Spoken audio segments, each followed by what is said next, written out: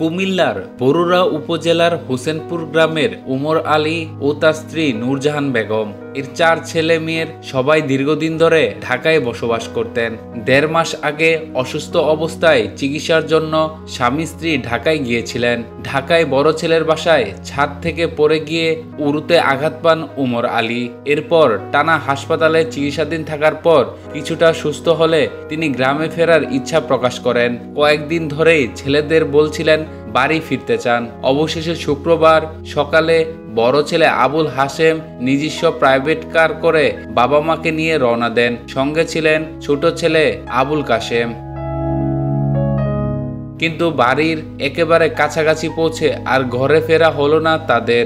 দুপুর 12:15টার দিকে কুমিল্লা সদর দক্ষিণ উপজেলার পদুয়ার বাজার এলাকায় প্রাইভেট কারটি লরির নিচে চাপা পড়ে। ঘটনাস্থলে প্রাণ হারান বাবা মা ও 2 ছেলে। একই লরির নিচে চাপা পড়ে একটি সিএনজি চালিত অটোরিকশাও মারাত্মক ক্ষতিগ্রস্ত হয়। এতে চালক ও 2 যাত্রী গুরুতর আহত হন। নিহত বড় ছেলে আবুল হাশেম রাজধানী কল্যাণপুরে স্ত্রী ও 2 সন্তানকে নিয়ে নিজ ফ্ল্যাটেই থাকতেন। তিনি ব্যাংক এশিয়ার রূপনগর শাখার ব্যবস্থাপক ছিলেন। তার বড় মেয়ে এবার এসএসসি পরীক্ষায় জিপিএ 5 পেয়েছে, আর ছোট ছেলে 7ম শ্রেণীতে পড়ছেন। অন্যদিকে ছোট ছেলে আবুল কাশেম রাজধানীর মানিকনগরে স্ত্রী ও 2 ছেলেকে নিয়ে থাকতেন। তিনি একটি বেসরকারি কোম্পানিতে চাকরি করতেন। বড় ছেলে 6ষ্ঠ শ্রেণীতে আর ছোট ছেলে 1ম শ্রেণীতে পড়ছেন।